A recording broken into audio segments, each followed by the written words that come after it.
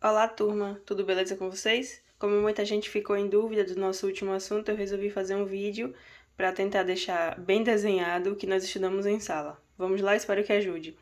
Para começar a pensar na hermenêutica, nós podemos associar a figura de Hermes, um deus ou um semideus da mitologia grega, que tinha a possibilidade de dialogar com os deuses e também com os homens.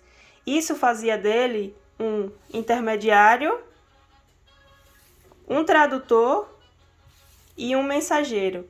É a partir dessa figura que intermedia os deuses e os homens que podemos começar a pensar nas origens da hermenêutica. Então, nessa tentativa de clarear os desígnios divinos e entender o que dizia a Bíblia enquanto um livro inspirado e descrito por Deus, é que surge como disciplina a hermenêutica bíblica, especialmente ali no contexto da Reforma Protestante e, sobretudo, com Lutero.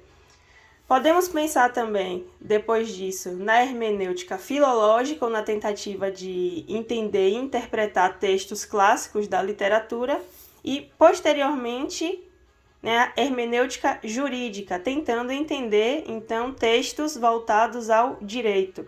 Essas seriam, então, hermenêuticas especializadas que têm como ponto em comum, por exemplo, aspectos gramaticais, de pontuação e de ortografia. São os focos dessas hermenêuticas especializadas. Podemos chamá-las assim. Então, a partir disso, podemos pensar nesse teólogo aqui alemão no século XIX, com um nome muito fácil de se pronunciar, que é Schleiermacher. Imaginar ele aqui nos seus estudos, vendo essas hermenêuticas especializadas e observando que existia de ponto em comum entre elas, que era a interpretação. Não necessariamente apenas bíblica, apenas literária ou apenas jurídica, mas de interpretar qualquer texto ou até mesmo qualquer discurso ou jornal, dentre outros. A partir disso, Schleiermacher propõe então uma disciplina unificada a partir dessas que ele estudou. E tendo como foco, então, a compreensão. A partir daqui, aqui Schleiermacher pode ser considerado o pai da hermenêutica moderna. A hermenêutica, enquanto uma disciplina, tem como base a compreensão. A compreensão a ponto de tentar entender o que o autor quis dizer,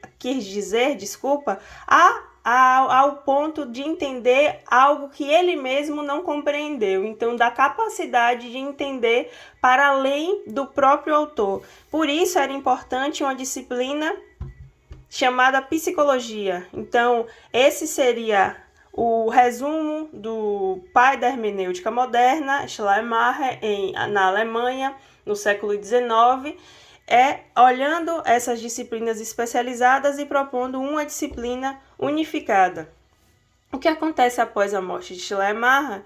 Que Dilthey, esse senhorzinho aqui, continua estudando e pensando a respeito dessa disciplina e vê nesse método a possibilidade de alçar as ciências humanas a um critério rigoroso e científico, assim como os métodos das ciências naturais, como a física e matemática. Então, podemos pensar em Dilthey como um cara dessa palavrinha difícil aqui, Geisteswissenschaften, ou simplesmente das humanas. Vamos pensar em Dilthey como aquele cara das humanas, que a partir desse método compreensivo pode trazer a cientificidade que as humanas tanto queriam. Então, não vai ser mais uma disciplina apenas, e sim um método de estudo das ciências humanas, sobretudo da história, da importância da história nesses estudos.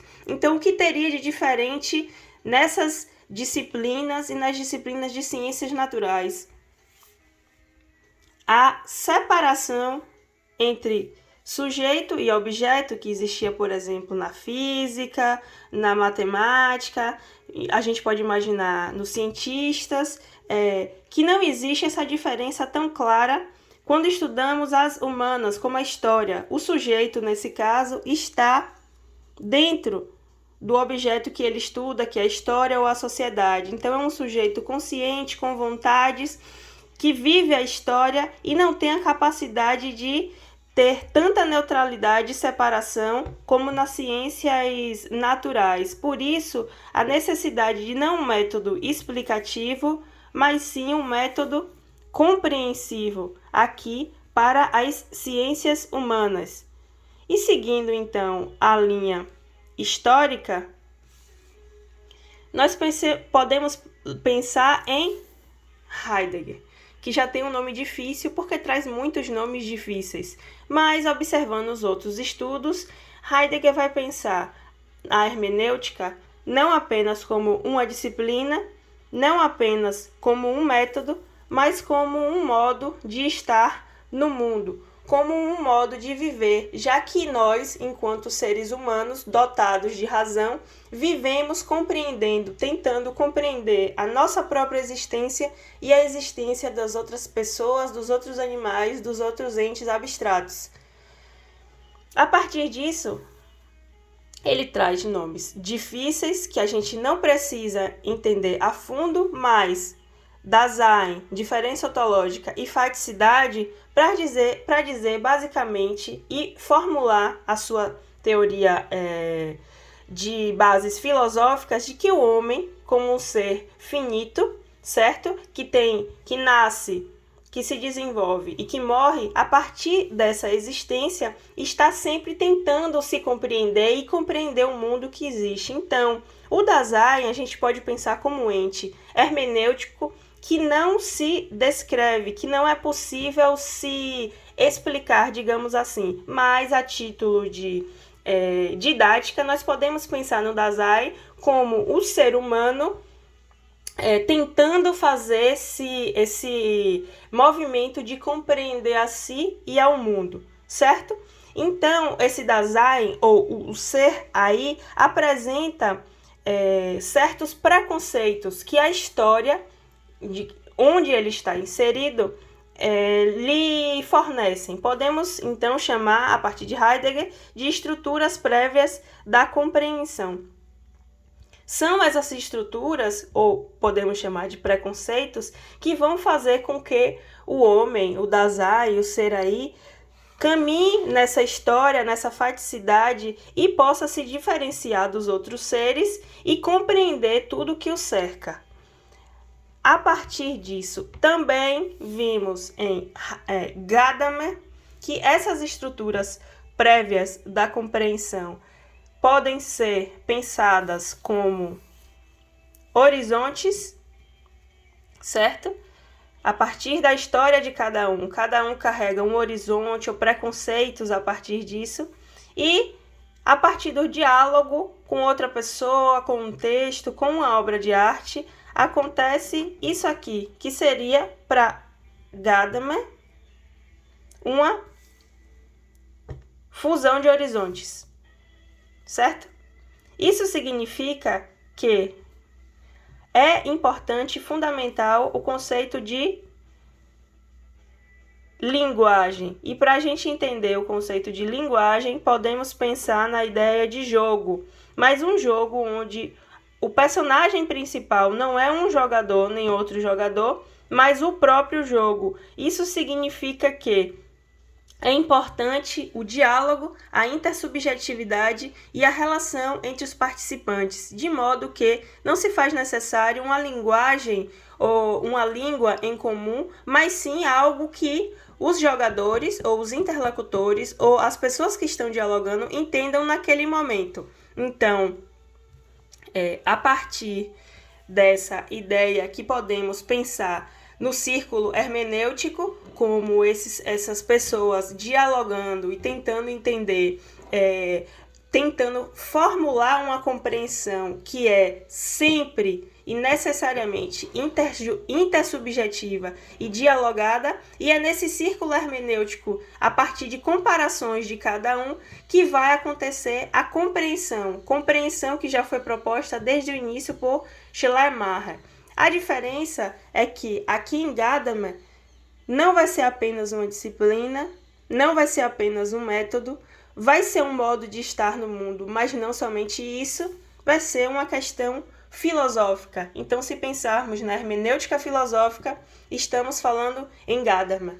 E assim, podemos ver um resumo das raízes históricas e filosóficas da hermenêutica, passando das hermenêuticas especializadas para uma disciplina com foco na compreensão, na psicologia e tentativa de compreender o autor, Indilt como um método das ciências humanas, um método compreensivo das ciências humanas e a importância da história nesse processo.